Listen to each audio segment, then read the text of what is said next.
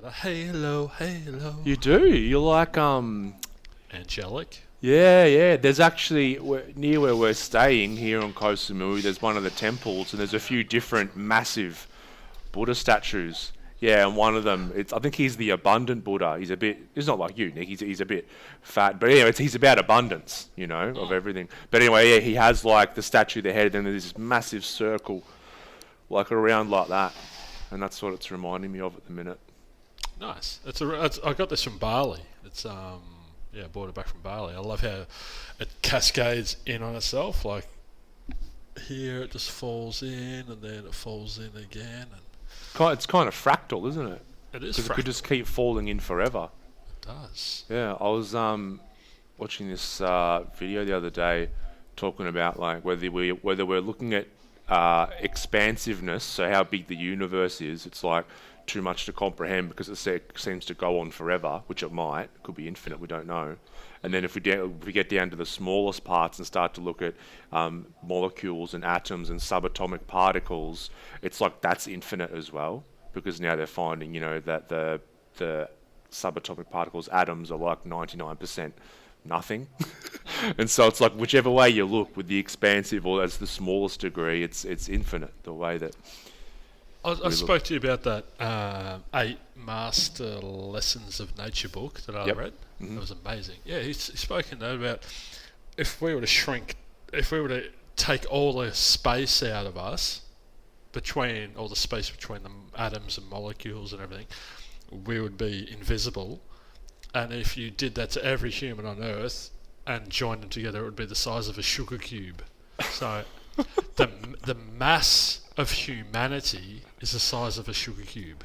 Yeah, and our brain can't comprehend that. I listened to one where it was talking about DNA. So every cell in our body has a double helix, a DNA Yeah. strand, and that contains all the information around what it is to be a human. And it's like if you take a single DNA strand from a single cell and stretch it out, you can actually stretch it out to about 6 feet long, like about as tall as we Wow. are.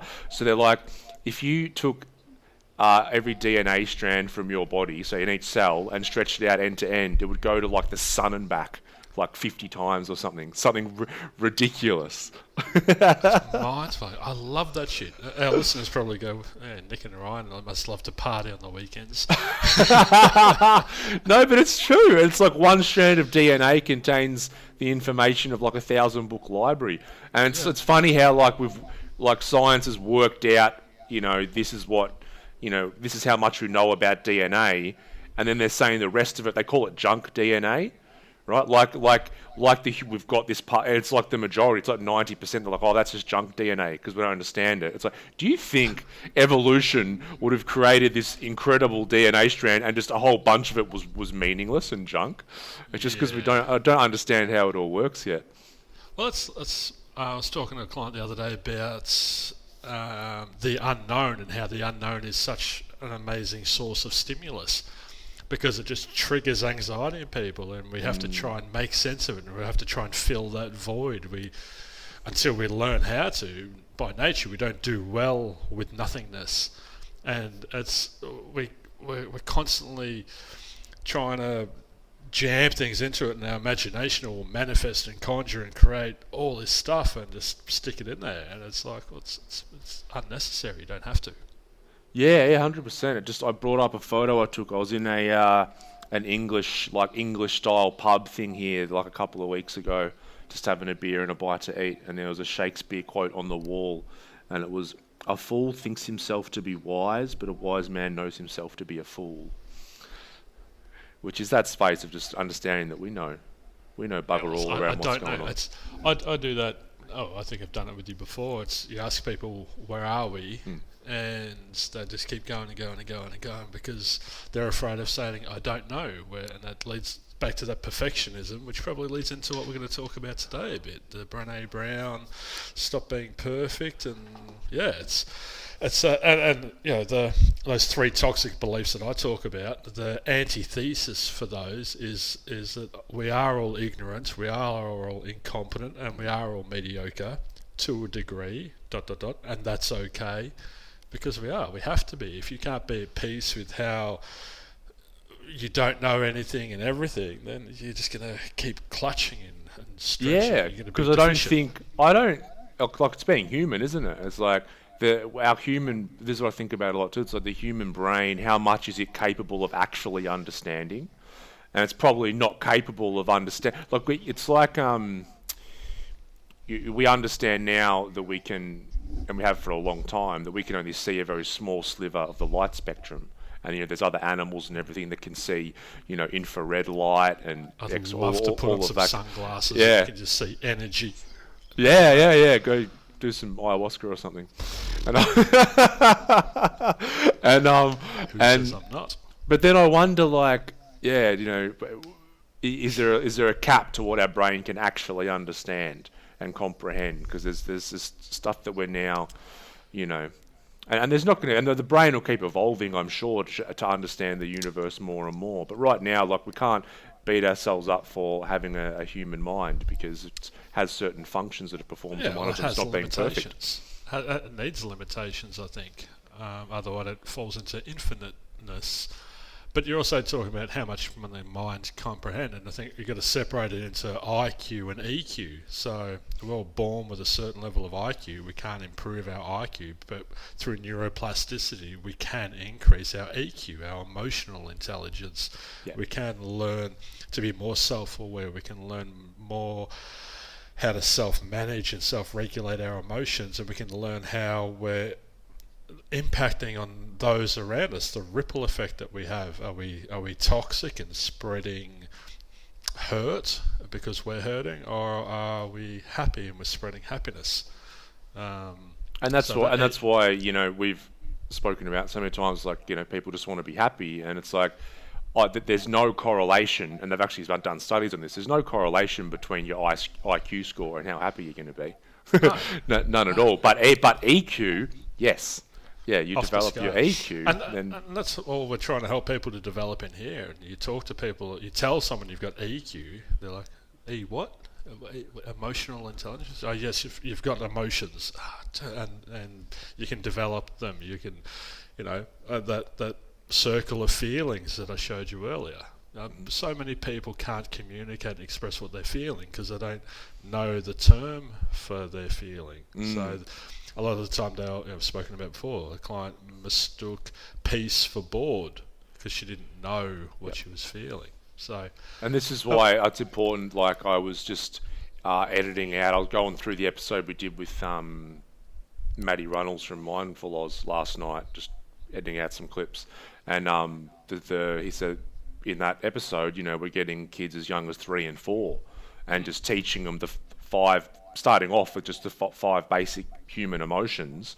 And then like you're saying, that if we're able to early on articulate what we're feeling, it's such a game changer. Because I remember for me, I talk a lot about being anxious pretty much my whole life from the time, like, I remember from about grade 3 or so, but probably was before that. But like back then, thinking about it, I didn't have that language. I would never have said, I'm anxious, or I've got fear. I had this sense of dread, and I didn't have any language or framework to put around it whatsoever. I just knew that I hated the feeling and would try and do whatever I could to not feel it. Well, imagine if you broke your leg and you didn't know how to express that you were hurting. You'd go mad pretty much, because you'd be like, I don't know what this is, and you'd just be projecting all of that onto everyone else around you. And so many people are doing that emotionally. Yep. They're emotionally injured. You said something before that I was going to comment on, but I forgot. Have I read this to you about you are holding a cup of coffee when someone comes along and bumps into you? Yes. Yeah. So I've been reading that to a lot of clients lately, and it's talking about when life happens, what comes out of you. You spilt the coffee not because someone bumped into you, but because there was coffee in your cup. I literally did spill coffee this morning too. I tripped up the stairs. Tripped up the stairs? That's always a ripper.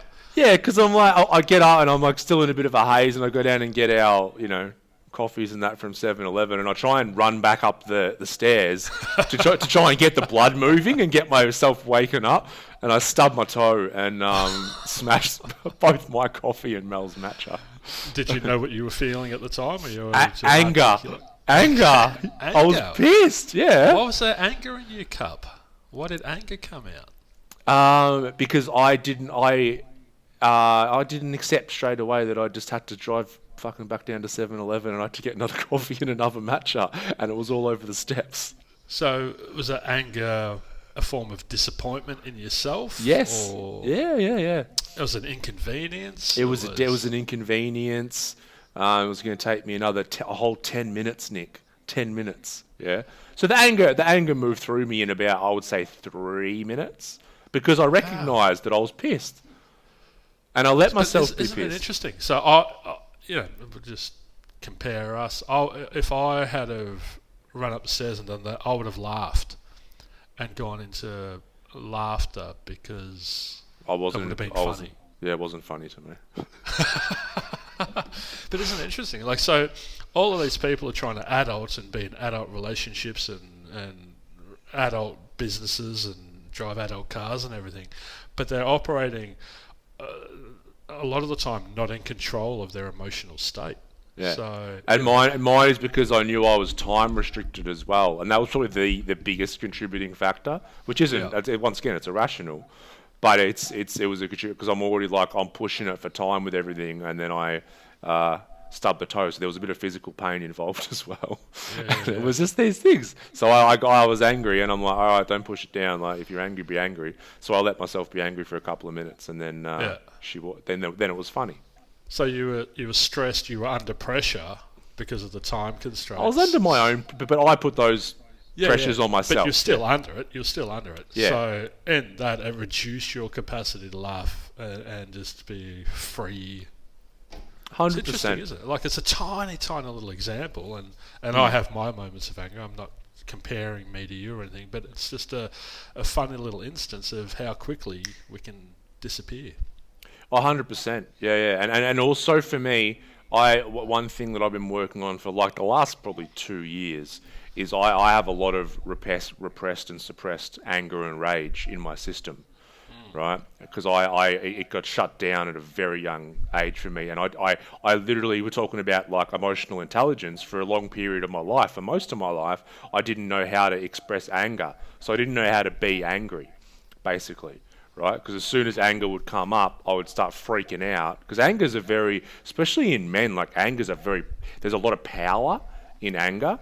And if it's been shut down and we have a negative association early on in life, then we sort of get a bit scared of it when we get older, because it's like the damage that can be done and has been done by humanity with the emotion of anger. So oftentimes now when things come up and make me angry, I won't project it on anyone, but I'll let myself get very, very angry, because it's like a whole new world for me the last few years, being able to actually not just feel, but actually not beat myself up for being angry and let myself get angry.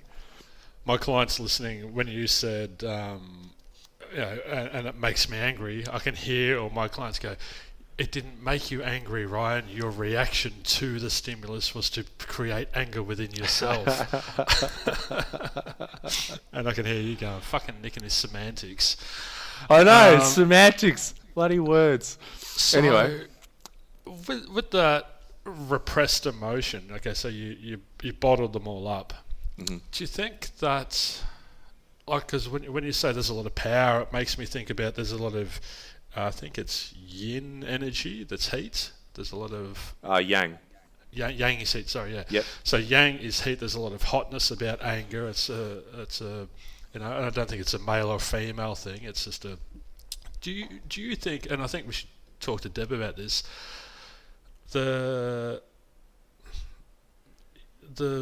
how into astrology and all that are you? Like the Saturn is your ruling body, and you're an earth person, and your spirit animal, your nature and everything. Like, is there more yin people who, if they trip up the stairs, we could link a commonality between them, and that old will get angry because they are more yang people? and more yin people would laugh. So Yeah, I don't know.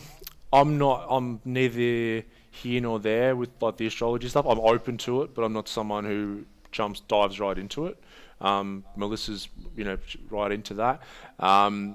Just for me, I think, because I'm still working with I repressed my anger and rage for, the best part of more than 2 decades, probably 20, 25 years, right? so does that mean it's stored within you? Does that mean it's Yes, bottled yes, up yes, and yes, it's in your system? So you're yes. still.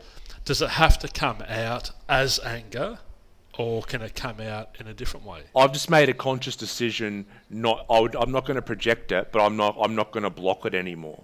Yeah. Yeah. So all that repressed anger, though, it's like you've stored it's in a warehouse deep within you somewhere. Does that all need to come out? Do you need to go and yell and scream and punch and Yes. kick and Yes. you do? Yep. Interesting. Yeah. Yeah. That warehouse was bursting at the seams. You couldn't fit one more piece of furniture or anything else in the warehouse, so it was full. So now it's been my process to remove the biggest items in there early on, but now I just want to keep purging and keep releasing whatever anger comes up for me. And if that does mean going and yelling in the middle of the bush or punching a pillow and that kind of thing, I will do that because I find that extremely helpful for that process. So you've got to purge your old anger while also not accumulating anymore. Releasing whatever's popping up. Yeah. So it's this two-pronged thing, and like I said, I've done a lot with it, but it's still an ongoing process because, as I said, it's been, you do it for 20, 25 years, then you do get a fairly full cup, and it won't take 20, 25 years to get rid of it all, but I mean, it might take a few years. So it makes me think about my childhood, and I repressed a lot of stuff. And I went to Mum when I was about 30 and had a chat with her. I was so confused. Which part of me is me? Which part of me is my biological dad? Which part of me is my stepdad? Which part of me is you? I was just a mess. I was all over the shop. And Mum is very empathetic as well, and she's a nurse for a living, and she just created this space and held me in that space, and just through her own way, she opened me up and I started crying, and it was a deep, I can't explain it, but it was a deep, it hit to the very core of who I was and released every pent up emotion I was feeling. So if that was anger, it came out as sorrow, it came out as a tear. So, and I felt empty after that. I felt so clean. I felt my warehouse had just fallen over pretty much. So does your anger have to come out as anger, or can it come out as No, because anger's often a secondary emotion. So anger's often covering up sadness or hurt or fear. Yeah, so that's why there's a lot of crying goes on for me as well. Okay. A lot of purging, because as I said, that makes total sense in that situation. Like, even if there was anger for you, like, the sadness is just underneath a lot of the time. A lot of the clients we work with, once we work through anger, there is often this just a deep crying afterwards, because anger it's like the big bodyguard standing over the sadness, going, "You're not going to get here. You're not going to get to this sadness," and so we get angry. It's funny. Anger's like the bodyguard, and anxiety was like the bodyguard. It prevented me from leaving my house. So it's funny how our emotions are so designed to protect us. Yeah. I literally had a client this week, and it was really interesting to watch, because I can see this deep well of sadness in them, and the more now I've spoken, I'm like, this well's going to be quite deep, and I could see that the sadness was it's ready to come out, and there was 3 times throughout the session that it started, bang, the tears started coming up, and within a second, maybe 2 seconds, it just shot to anger. The anger kept trying to protect it, and all of a sudden the sadness comes up, and it's like, I'm so pissed off that we're in lockdown and blah blah blah. And I'm like, oh, you just look what you've done. Every time this sadness starts to get up for expression, it's too scary, so the anger just starts to go, hang on, let me be active and distract. And it was this interesting process to watch of the sadness coming up and then being shut down by the bodyguard of anger.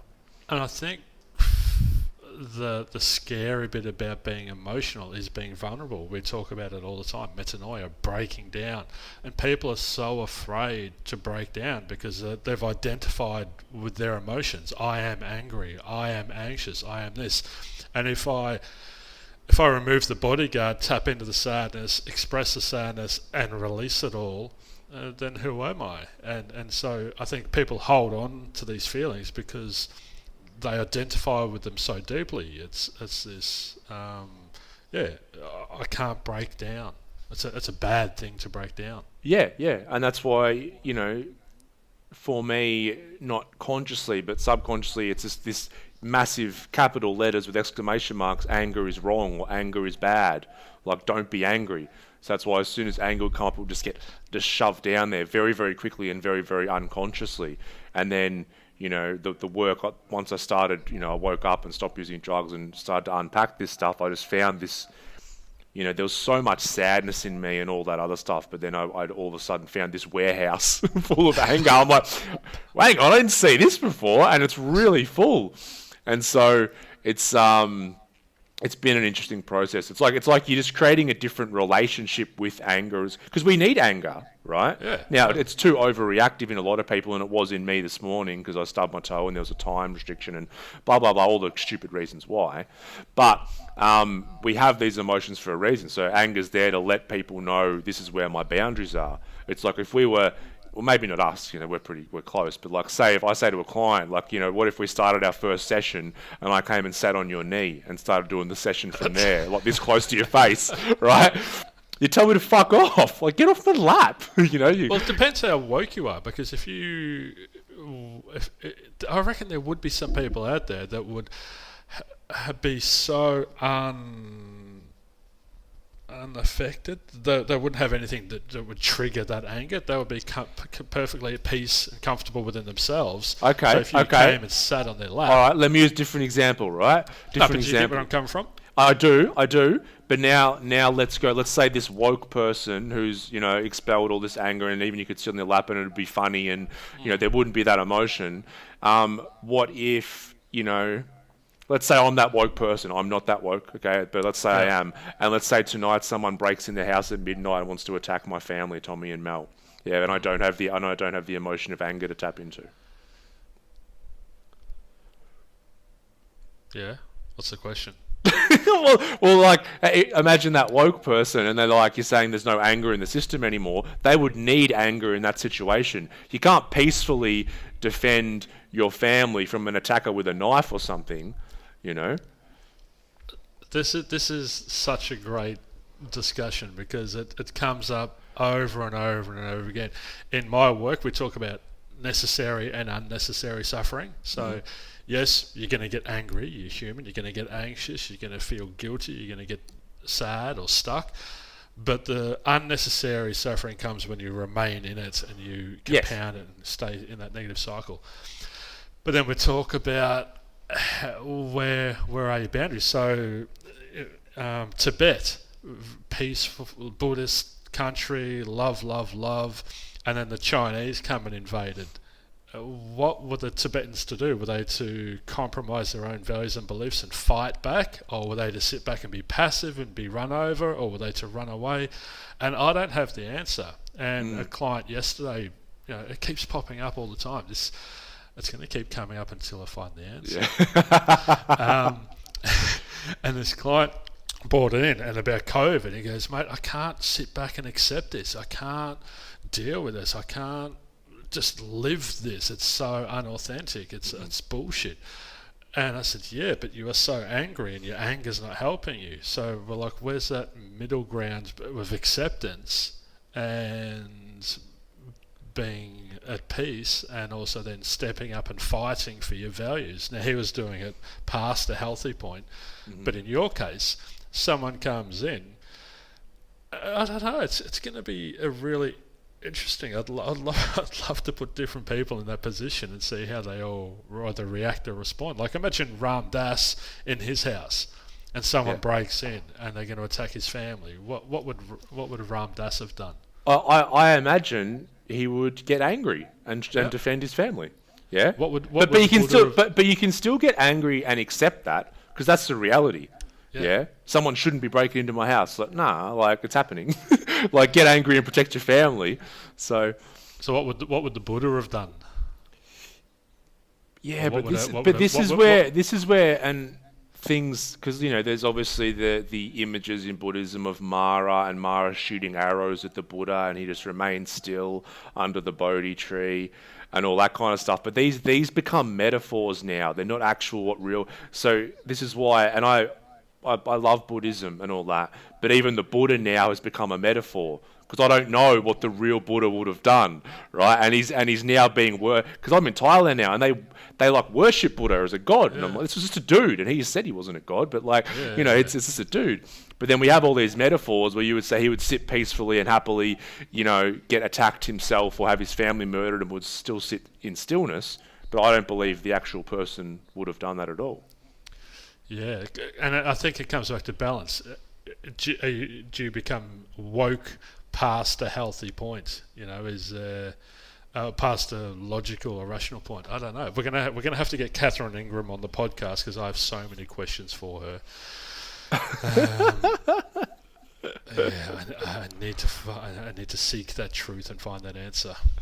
Yeah. So So for me, the anger stuff, because it was running me into health issues as well, like my back. I read a book. I already knew that there was an issue with my back and with this anger. Then I read a book by Dr. Sarno. It's an old book now called Healing Back Pain, and he basically attributes all of back pain to something he calls TMS, tension myostatus syndrome, which is basically repressed rage. What was the book called? Just called Healing Back Pain, and it's by Dr. Sarno. Can't remember his first. John? Yeah, anyway, Dr. Sarno. It'll come up straight away. S-A-N-O. S-A-R-N-O. I believe. Asking for a friend.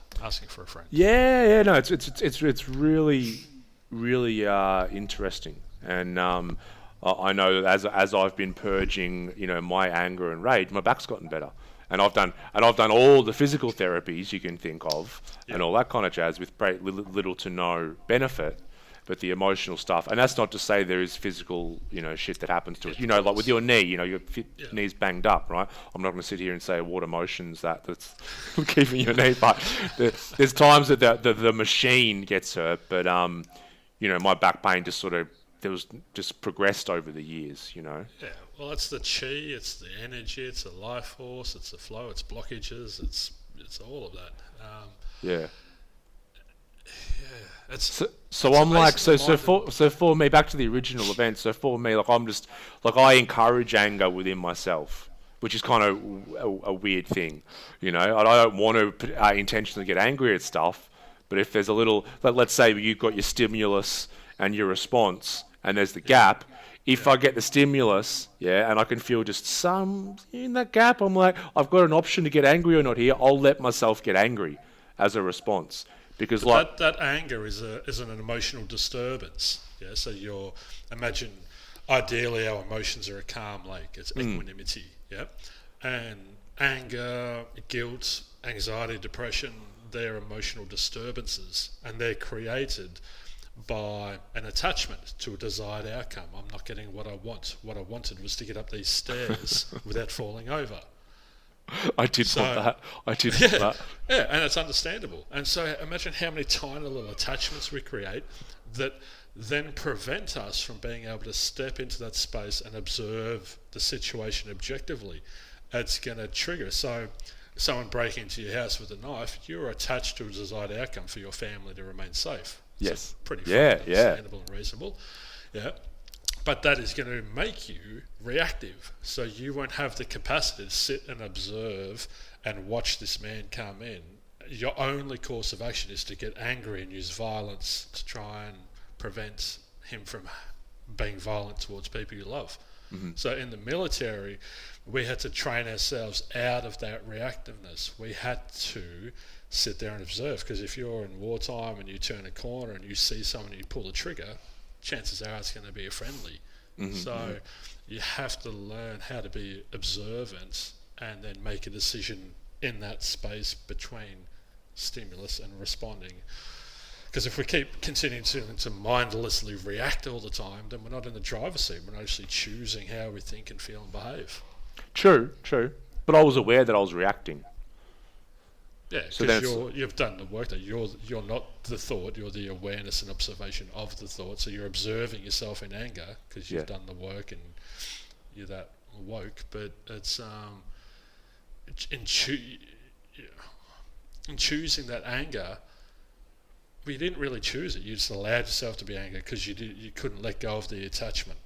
true, and because I've, as I said, I think I've gone down the other. This is what I do. I kind of go down the other end of the spectrum, and I'm a bit too cautious now about pushing anger back down. So if it comes up, I want to feel anger, right? I want to actually feel it in me, and then move through my system. So once again, that helps me with this relationship of purging. So when something actually, bigger than that happens, or that wasn't, that disastrous, stubbing my toe and dropping the coffee. But like when something else happens, then I'm able to sit with that as well and let that move through my system. I call that anger falling up the stairs. I call that unnecessary suffering. And what we're trying to do is just to help people reduce the amount of unnecessary suffering they're experiencing. So it's just an acceptance that I did that, and that's okay. And I hear what you're saying about I want to feel the emotion, and I get that. And it's important to not bottle it up. It's important to release whatever comes up.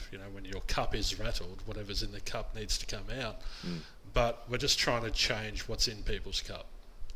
Yeah, exactly. I've just had to remove a lot of anger from my cup, and But you can only remove the anger by removing the attachments to what you think should have happened. Yeah. It was just the whole thing, like you said, it's this stress. Like, I'm in a rush and blah, blah, blah, and I've got to do this and that, and it's all self-imposed rubbish.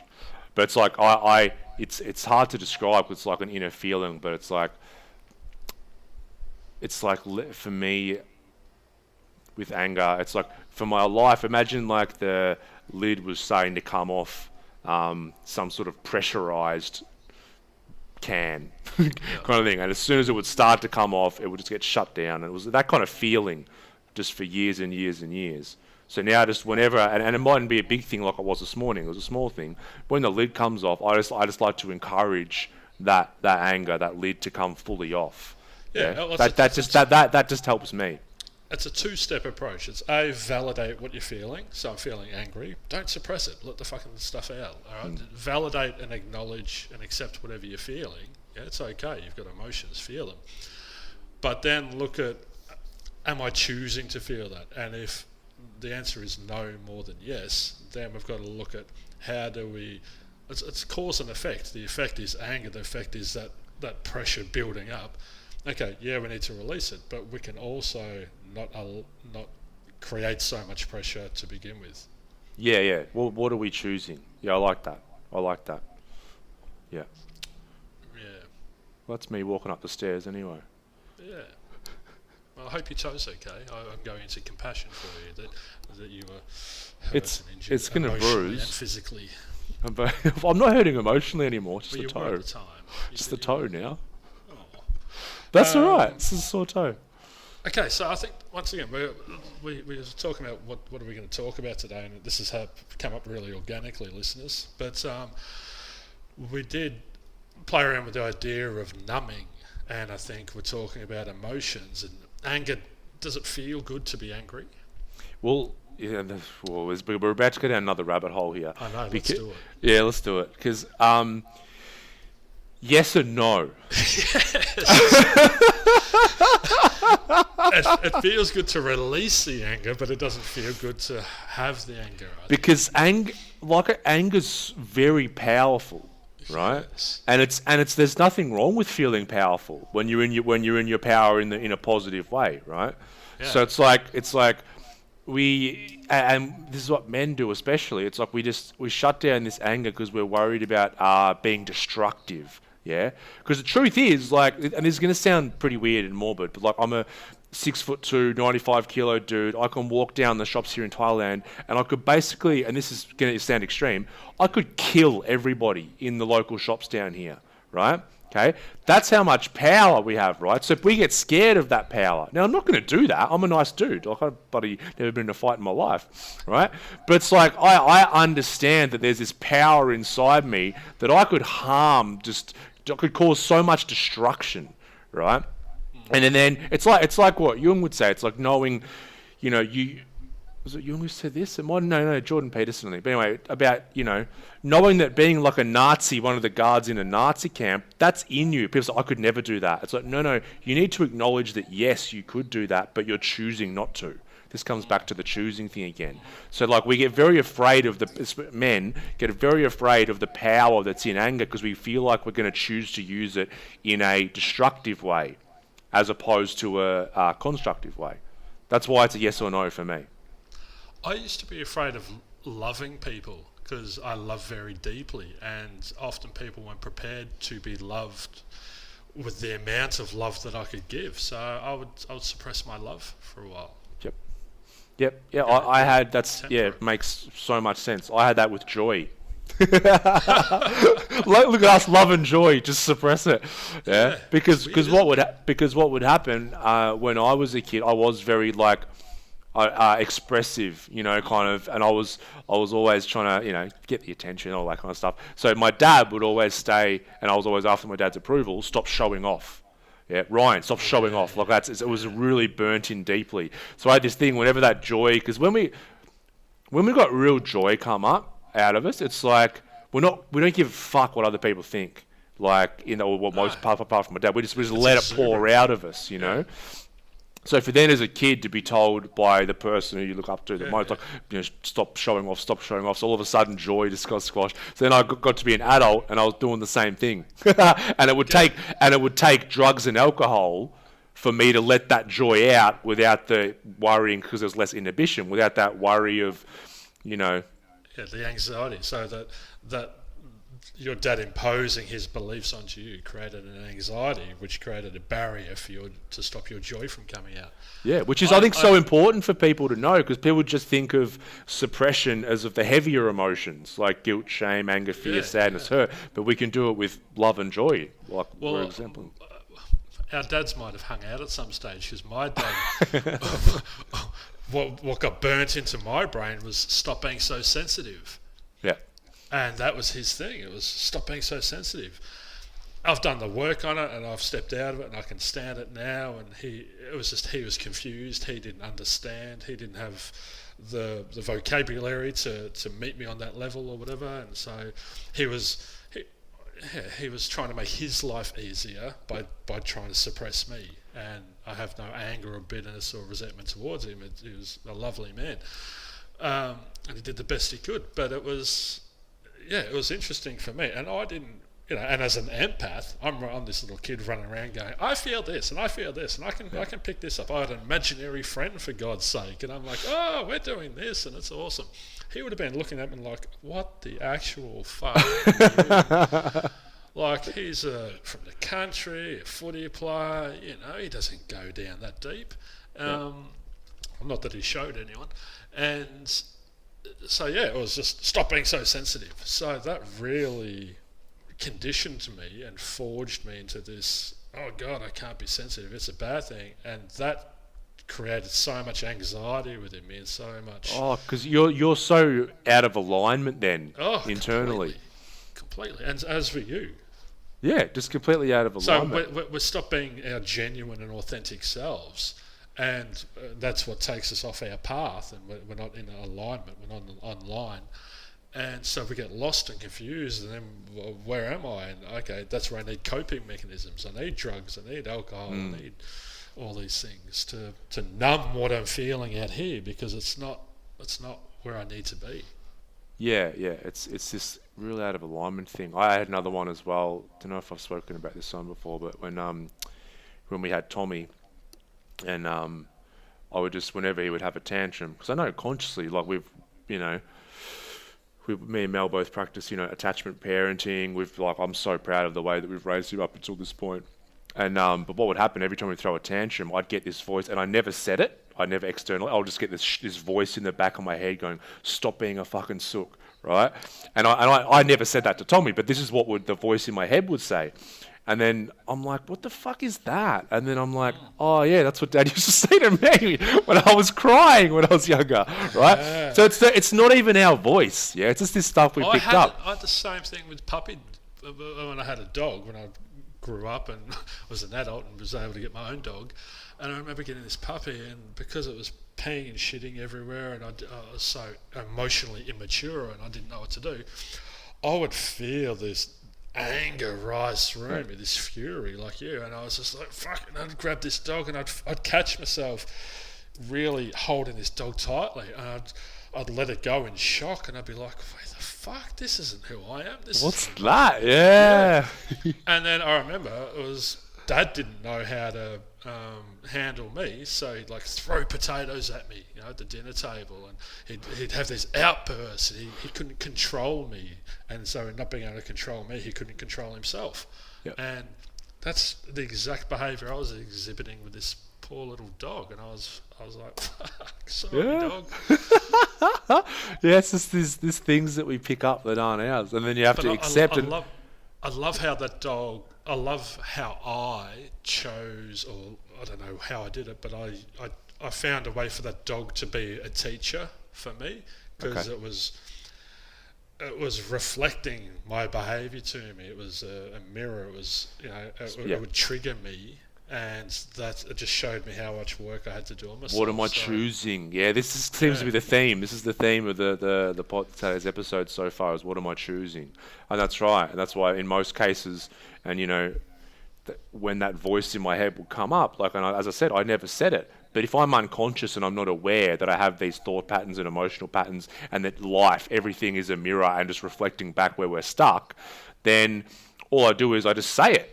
Right? So I tell my son, don't be a fucking sook. Like, I would have said that if I wasn't aware, right? But I recognise that my dad probably got told that by his dad, probably way worse.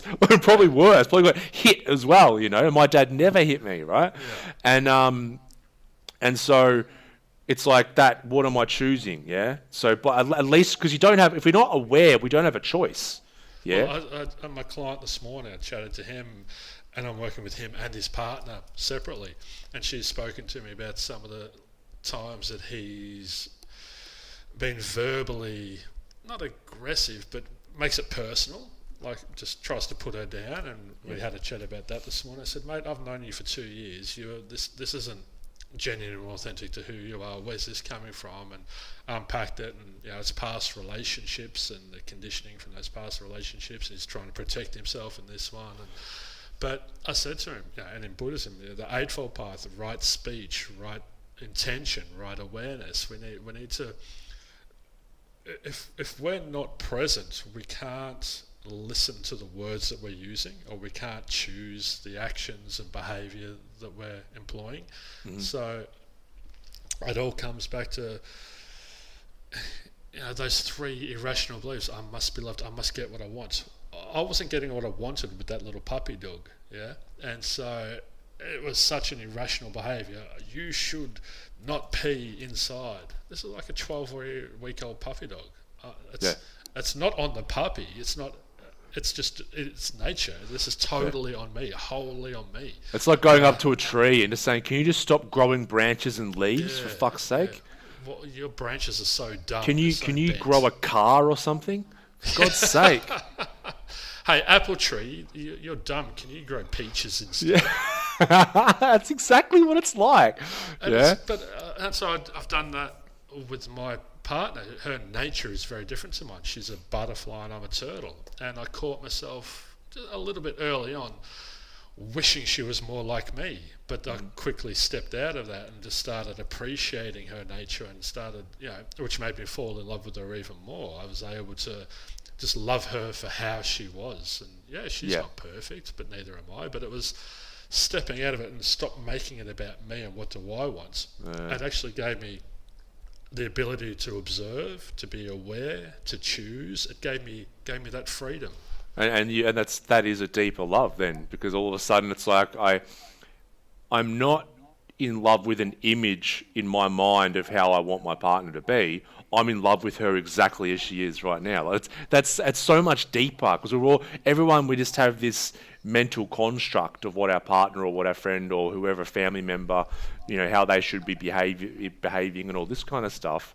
And that's not acceptance at all. That's just us trying to, when we're talking about awareness, like I have a little diagram that I get clients to sort of put on their wall as well. And I think you start each day, and it's just, I've probably spoken about it before, but it's so simple. It's like you put a little circle at the top and then 3 circles underneath, and you put a line to each circle. And so the top circle's just got I, me, whatever you want to put up there, right? That's Ego.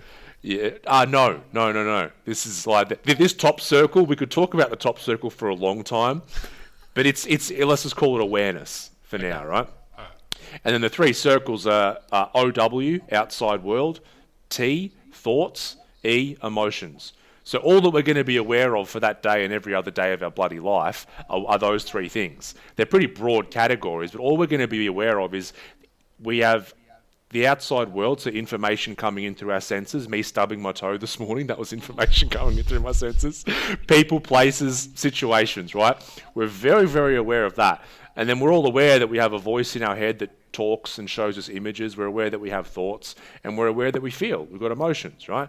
And that's all that we're going to be aware of that day. Now, most people just pay attention to the outside world, and they're not aware of their thoughts and emotions because they don't take time to say, hey, I'm committed today to being aware of all 3 of those things, not just the outside world. And that's why people try and change the outside world, because they get these unconscious disturbances in their thoughts and emotions and go, what can I change? What can I change? What can I change to make myself feel better? And I need this to happen in order to be happy. So and that starts the chasing happens. of the rainbow, where it's like I'll always need more, because the problem is, the issue is that by changing the outside world, it works only for a short amount of time, but it works because it's like I get that. You know, if I wanted to have $10,000 in my account, or I want this new car, it's like when I get it, I end desire. Yeah. So I enter desirelessness, which means I'm content, which means I'm happy, which is what most people want. Yeah. But unfortunately, because it's all I'm doing is trying to alter the outside world, it's external to me. Then all of a sudden, a few days later, a few hours later, a week later, I enter desire again, and that never ends. But it actually creates more of an issue. Every time you get what you want, it conditions you to remain in desire, because you're getting that little chemical fluctuation in your brain that makes you feel really good. I've possessed this, I've obtained it, I've got it, I've achieved it. But as I said, it's so fleeting. So it's just, we just get mixed up because we're like, oh, the car, that made me feel this way. It's like, no, that state of desirelessness, you did that. It wasn't actually the car, you did that. But people can't, it's hard to understand because it's really, it seems very obvious at the time that this thing made me feel this way. But we did it in the end. Yeah, and that's why you've got to be responsible for our own happiness. Go back to tend to your own garden. And it happened to me last night. I've had a big week, open up a new space, and seen lots of clients this week. And I got home and last night I could feel, you know when you feel your brain's fried? Yeah. I've had it 3 times this week. And I caught myself because I've worked hard to try and develop this awareness and to be in that space. And I observed the thought that I would like a glass of wine. Mm-hmm. And I observed that thought and I pondered it. I was like, you don't want a glass of wine. You want to feel better because your brain is fried. Mm-hmm. And so you want a glass of wine, but what you actually need is water. And you need some food, and you need to go for a walk in nature. You need to go down to the beach. You need to just chill out a bit. What you don't need is a bottle of wine and 8 hours of Netflix. Yeah. So, but once again, it comes back to that choice. I could choose to go into down that path because I was present and mindful and in the moment. And so many people haven't developed that capacity, that skill. Yeah, because they're just not watching. Let us know what do I actually want it for? I want it to make it feel that way. Yeah. So go back to the just quickly of that. When I was able to observe my partner's nature and just appreciate it and sit in gratitude with that.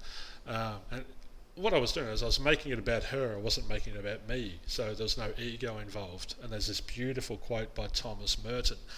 And he says, the beginning of love is to let those we love be perfectly themselves and not to twist them to fit our own image. Otherwise, we love only the reflection of ourselves that we find in them. Yep. And don't try and twist them. Don't try and change them. Don't wish or want to hope that they're different, because you're just trying to make them like you. If I wanted to be with a turtle, I'll go and find a turtle. Don't try and turn a butterfly into a turtle. No, it's not going to work. Yeah, I love that. That's a really good quote. Yeah, a lot of people get into trouble as well because when we meet someone, we go into a state of infatuation. And once again, we go into that state of infatuation because we're just not aware as well. Like if we were aware that we were in a state of infatuation, it would be okay, but we're not. So we go into infatuation because it's exciting. Oh my God, this new partner. Remember the times I called you when I was in infatuation with Emma? Yeah. And you could hear that it wasn't me. You could hear I was not myself. My mind was so distorted and bent out of shape. I was fucked. I was lost. I had no capacity. I was like I told you, I felt like a spud. I couldn't even speak to her. It was such an amazing experience. Yeah. Oh, I had a great time watching that. But what happens? So we go into infatuation, which means now instead of this human being which has a perfect balance of positive and negative, yin and yang, so this human being over here that's just them, we all of this stuff that we would deem as negative, we can't see it because we're infatuated. So all we see is like some sort of demigod, this perfect being. They're up on the pedestal. They're up on the pedestal. So that's why we get a bit funnier and like, oh God, they're amazing and blah, blah, blah. Then we get into a relationship, and around the 2 to 3 month mark, guess what? Infatuation wears off. They've done some research about the love chemical and how it does stop, and we need that infatuation, that love chemical, because we need to procreate. So that's all about keeping humanity going. But then, it wears off, and you start looking, oh Jesus! But what happens? All of a sudden, all of this negative stuff over here that you couldn't see, now you can see it, and it's always been there. Yeah. Right, so it's not their fault. But what do people say? Like, oh no, she's changed. She's totally different. Like she was fine those first few months. Like she was sweet. Now she does that. Yeah. So it's just this. It's so funny to watch, and so that's why so many relationships hit issues at that 2 to 3 month mark. It's like now I've got a choice. Like, can I love this whole human being in their perfect expression of who they are in this life? Or am I going to just hold on to this image in my mind of how I want them to be, which was this, just because I had oxytocin and shit running through my system for a little bit, that I've created this potential that can't be lived up to. And that's one we see a lot, like a lot of people, we've worked with in relationship, and they stay in relationship because they're obsessed with the potential. Yeah, this moment, this snapshot. Marriage, that's such a valuable thing. It's valuable. I'm glad it's valuable because it cost me a lot of money in the separation. But I was living in the potential of what I thought could have happened. Yep. And I talked that with my clients.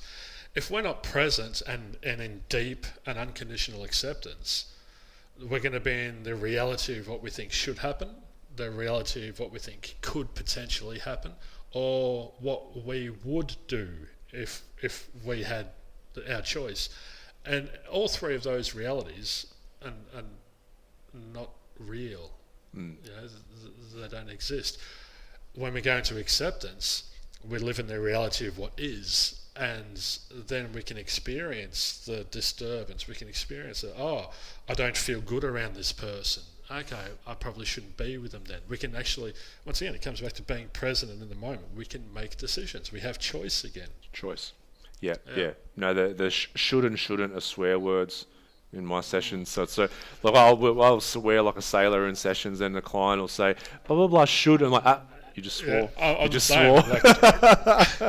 But so for the listeners out there, just catch, once again, go into awareness and try and be mindful and listen to your own words, and hear how often you say would, should, or could, and I would do that. Well, it doesn't matter what you would do. It doesn't not matter. Or it could happen. It could happen, but it could not happen as well. So once again, it does not matter. And it should happen. Why should it happen? Just because you believe it happened? You've got a belief that it should happen? It's not. You are not a universal law. We do not all subscribe unto you. So a lot of people be like, "What? Why not? That doesn't make sense to me."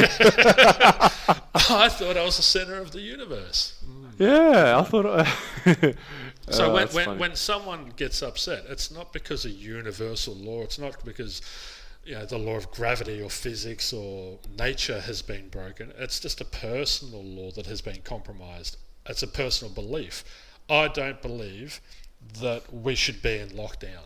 Okay, that's great. That's good to have that belief. But if you hold on to that belief and freeze time within that belief, you are going to suffer because you're not in the reality of what is until you put yourself in a position where you are the Premier of Victoria or the Prime Minister of Australia. It doesn't matter what you believe ultimately.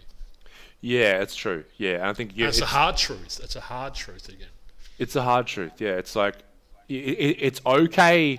It's okay to have that belief, but you also need to be anchored in reality as well. So it's okay to say, I'm not in Melbourne. I'm a bit lucky we got out, right? But I'm like, I don't believe Melbourne should be in lockdown. However, I accept that Melbourne is in lockdown, right? But so they need to coexist. But if I was deeply touched with belief that Victoria shouldn't be in lockdown, I would be in deep suffering. So the depth of my suffering, anger, is in direct relation to the depth of my attachment to the belief. Yep. So if I'm in suffering, when I hear Ryan say, "Oh, I'm not in Victoria, I got out," that would trigger my pain that I'm creating within myself, and then I would get angry and upset at you, and I'd, "Oh, you fuckhead, I can't believe you fucking got out. Yeah, whatever, you prick, fucking laugh it up, why don't you?" I am. You know?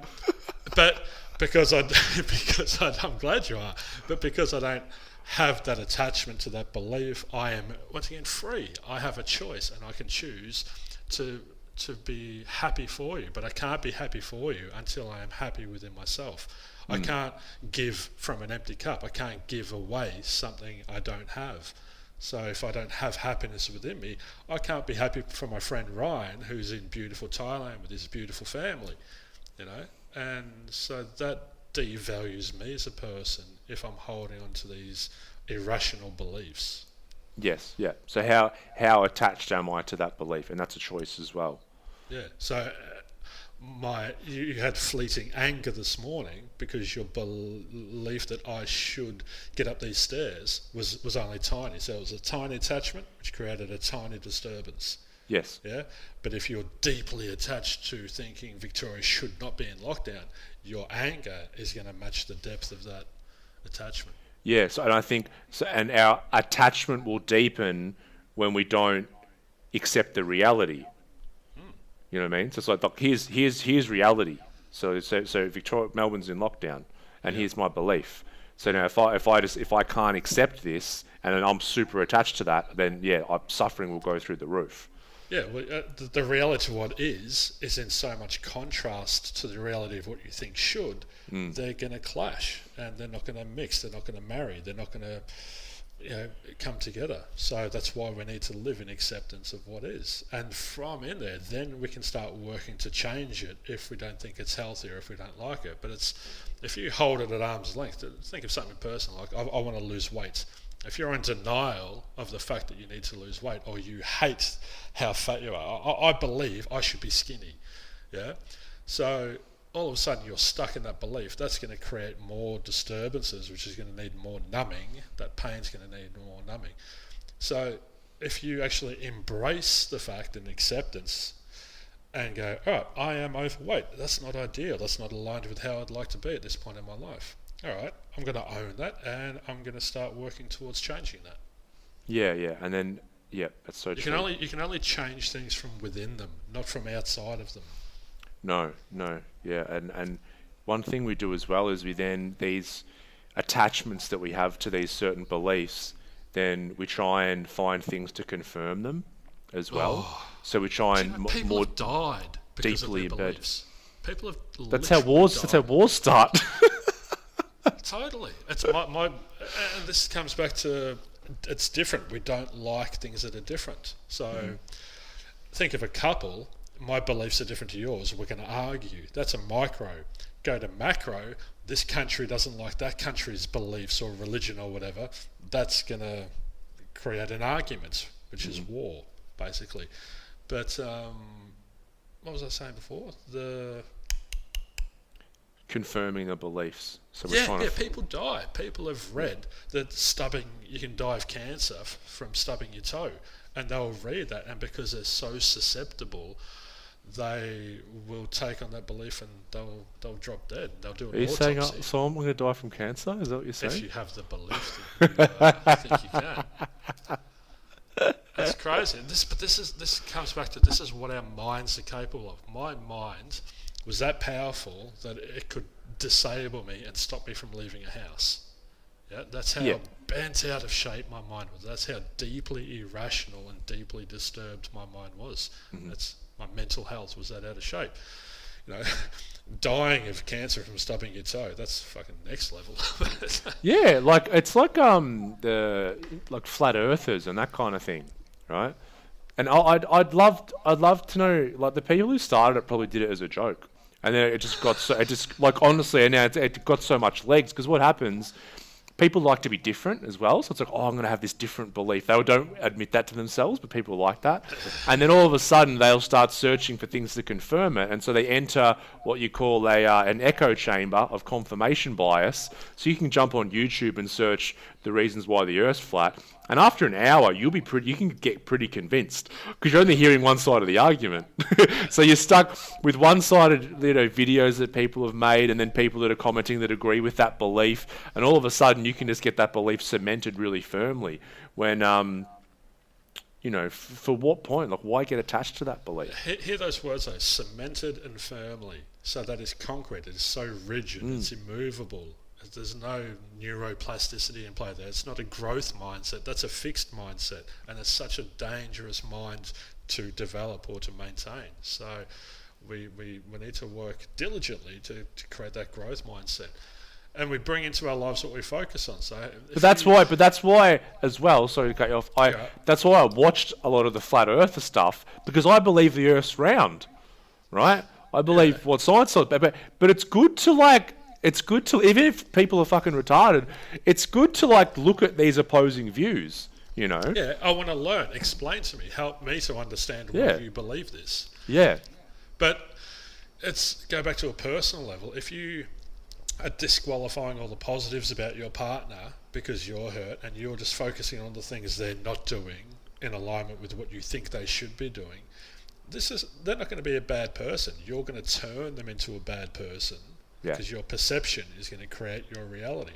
So if you have the perception that they're a bad person, you're going to treat them that way, and then all of a sudden you're going to be in an unhappy relationship, and then you're going to separate, and you're going to go, how the fuck did that happen? We were so in love.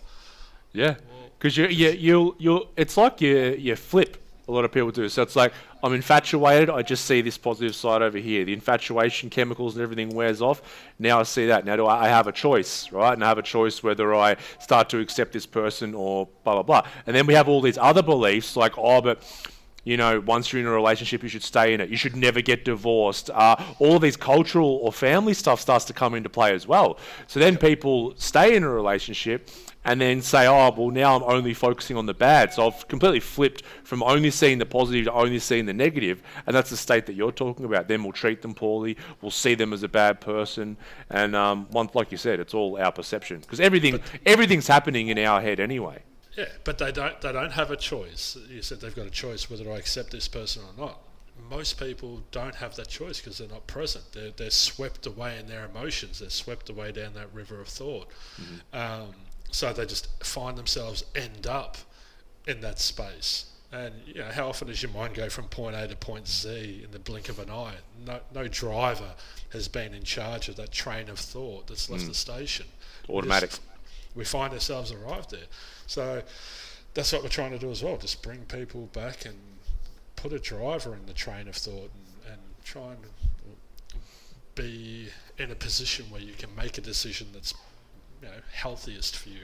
Yeah, and that's being like that top circle, because like you said, that river of thought, we start drowning in there a bit, and we've got to pull ourselves out. And it's like we get stuck in there, me and you still do from time to time, but it's like we've got to just pull ourselves back out. Otherwise, we just keep unconsciously reacting to the world, like I did this morning.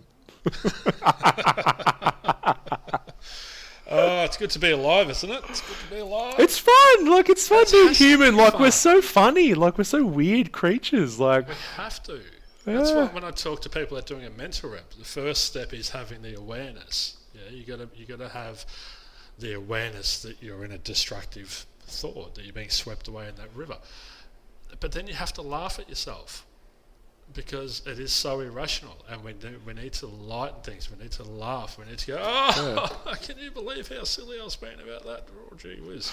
Yeah. Because if you can't laugh at yourself, you can't laugh at others again. Well, it was funny because we had a good. By the time I got back to 7-Eleven this morning, I had the anger had gone, and I got in there, and because their English is a bit minimal where we are, and I'm trying to explain. I'm like, I can order the same thing as before.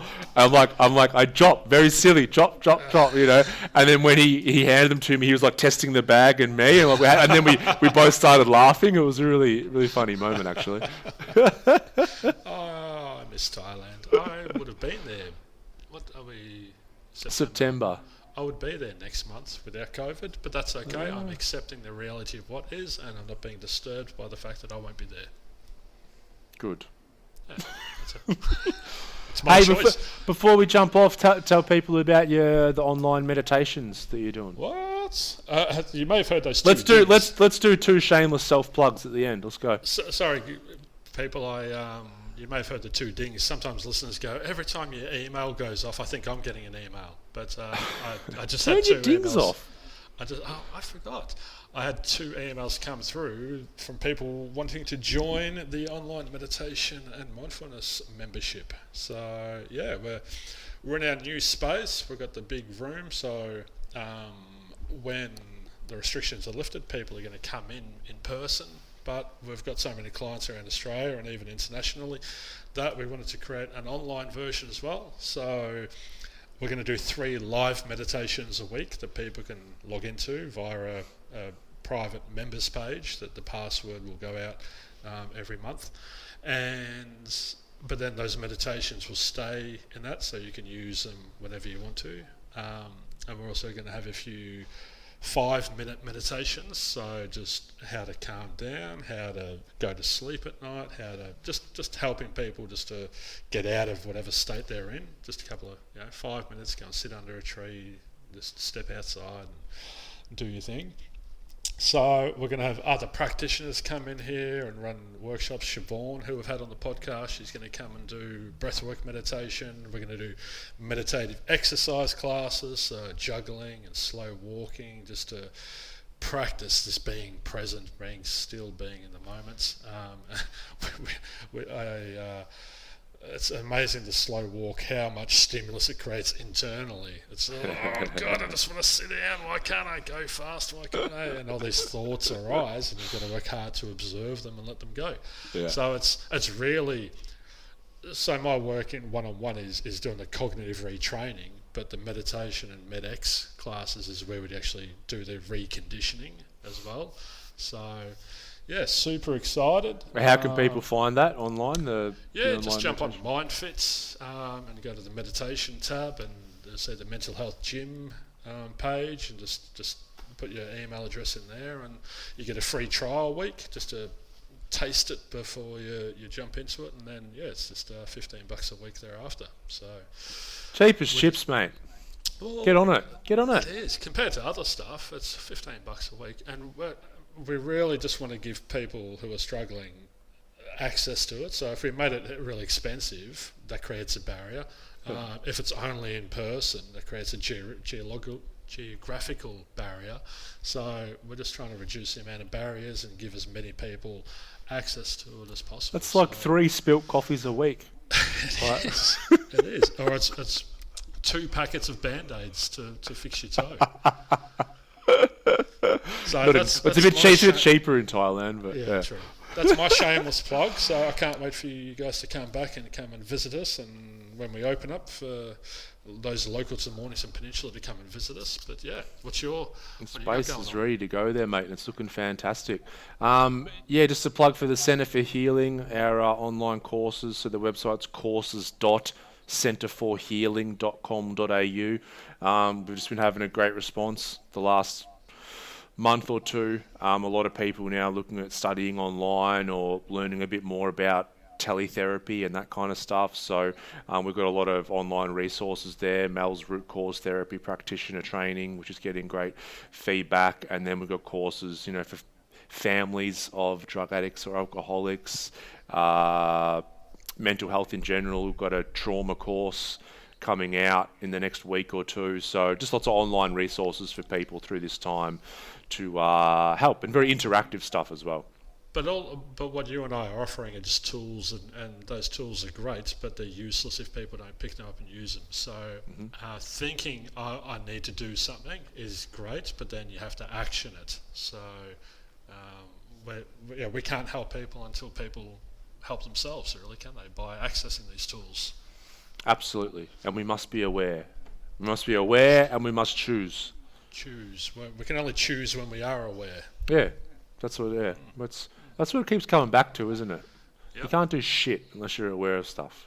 If you're not in the moment, you can't make a decision or a choice that the situation demands of you unless you are there in thought, in presence, in awareness, in consciousness to make that decision. Exactly. And guys, listeners to the show, give us a 5-star rating if you haven't already. We really appreciate those that have. We're up to about 20 or so now on Apple. That's just on the one platform. So we really appreciate all you guys leaving a 5-star review. If you haven't, just take a minute or two out of your day to do so. And if you're listening we're on Instagram. I still don't know how to leave ratings or reviews on Spotify and that, but if someone can work that out, just do it. But more importantly, just spread it around to your friends and family. Yeah, spread the love. Yeah, because we are getting a lot of people saying it's helping my son, my daughter, my wife, my husband, and just a little snippet here or snippet there may literally change someone's mind and help them out of some suffering. So exactly. Yeah. Exactly. So we appreciate you. I appreciate you, Nick. We appreciate everyone that's listening. Right. Yeah. And we'll see you next week. Have we got a guest next week? Yes, we do. Who have we got coming in next week? My good friend Matthew Pitt from the founder of Social Golf Australia. Geez, talk about woke bloke. Matt and I just met and kindred spirits and had an amazing conversation over a glass of wine down at Barnbougle and King Island, and Matt's had a lot of adversity, both recent and in the past. And if you want to listen to how someone chooses their own path, then I highly recommend tuning into the Matty Pitt podcast, because that's gonna awesome. Yeah, he's amazing. I'm looking forward to meeting him. Yep, me too. All right, guys, we'll see you next week. Ciao, peace. Bye.